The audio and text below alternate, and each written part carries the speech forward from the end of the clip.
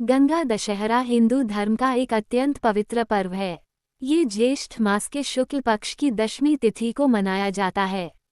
मान्यता है कि इसी दिन माता गंगा स्वर्ग से पृथ्वी पर अवतरित हुई थीं। मां गंगा को मोक्षदायिनी और पतित पावनी कहा जाता है। उनके जल के स्पर्श मात्र से पाप नष्ट होते हैं और मन पवित्र हो जाता है।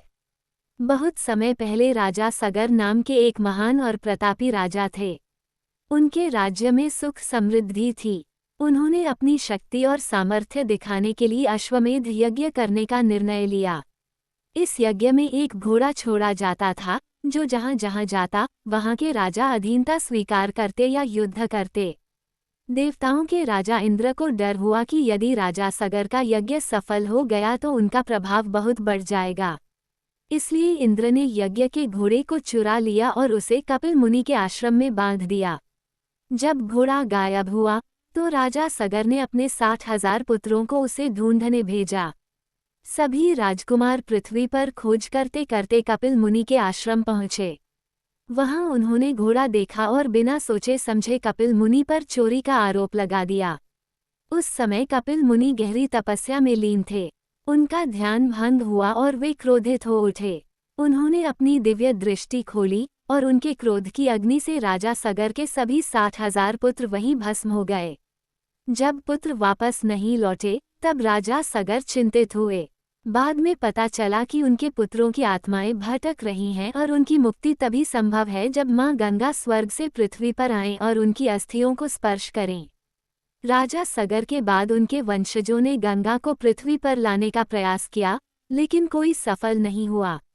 अंत में उनके वंशज भागीरथ ने ये कठिन कार्य अपने हाथ में लिया। भागीरथ ने राजपाट छोड़कर जंगल में कठोर तपस्या शुरू की। उन्होंने वर्षों तक भगवान की आराधना की। उनकी तपस्या से प्रसन्न होकर ब्रह्मा प्रकट हुए। ब्रह्मा जी बोले, वत्स भागीरथ, मैं तुम्हारी तपस्या से प्रसन्न हूँ। वर मांगो। भागीरथ ने हाथ जोड़कर कहा, प्रभु, कृपा करके माता गंगा को पृथ्वी पर भेज दीजिए ताकि मेरे पूर्वजों को मोक्ष मिल सके। ब्रह्मा जी ने कहा, तुम्हारी इच्छा पूरी होगी, लेकिन गंगा का वेग बहुत तेज है। पृथ्वी उनके आघात को सहन नहीं कर पाएगी। कोई महान शक्ति पहले उनकी धारा को संभाले। भागीरथ समझ गए कि यह कार्य केवल भगवान शिव ही कर सकते हैं। उन्होंने भगवान शिव की कठोर तपस्या शुरू की। वर्षों बाद शिव जी प्रसन्न हुए। शिव जी बोले, भागीरथ, मैं तुम्हारी सहायता करूंगा। गंगा को अपनी जटाओं में धारण करूंगा। जब मां गंगा को पृथ्वी पर उतरने का समय आया, वे प्रचंड वेग से स्वर्ग से नीचे आईं। उन्हें लगा कि उनके वेग को कोई रोक नहीं सकता, लेकिन भगवान शिव ने मुस्कुराते हुए गंगा की पूरी धारा को अपनी विशाल जटाओं में समेट लिया। गंगा का सारा वेग शिव की जटाओं में रुक गया। तब माता गंगा को अपने अभिमान का एहसास हुआ। उन्होंने विनम्र होकर शिव जी से क्षमा मांगी। भगवान शिव ने प्रसन्न होकर अपनी जटाओं से गंगा की एक धारा पृथ्वी पर छोड़ी। यही धारा आगे चलकर भागीरथी कहलाई। भागीरथ आगे आगे चलने लगे और गंगा उनके पीछे पीछे बहने लगी। रास्ते में जहां जहां गंगा गई, वहां धरती पवित्र होती गई। सूखी भूमि हरी भरी हो गई और जीवन से भर उठी। अंततः गंगा उस स्थान पर पहुंची जहां राजा सगर के पुत्रों की राख पड़ी थी।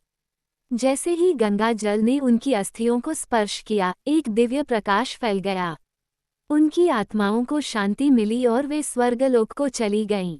देवताओं ने पुष्पवर्षा की और चारों ओर जयघोष होने लगा, हर हर गंगे। तभी से मां गंगा को मोक्षदायिनी कहा जाने लगा।